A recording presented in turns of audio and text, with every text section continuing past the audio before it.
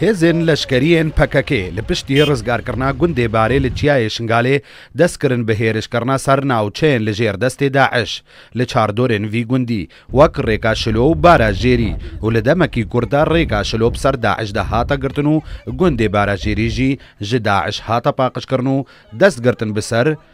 هەمەرەکە داعش دە و جەبخانەیەکە چەک و تەقەمەنیا دە. جەبخانەیە زاف زەیدە دەستمە کەوت هەندوزاکی دەبینە زەتەن ئاخرەبەی کۆژمە دەست خست یعنی بدا bütün dünya و هەمی گەلێمە کورجی بزانە بەک و هێتا ku خوینەمە هەیە ئەم ji بۆ وی گەلی یزدی ji بۆ gelê xwe Kurd heta dawî şer bikin.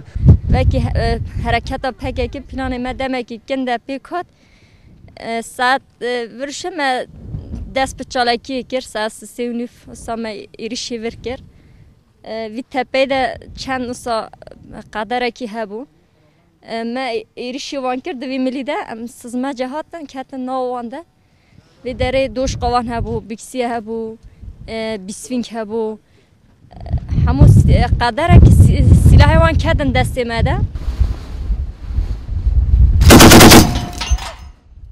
هێزên leşkeriyên PKK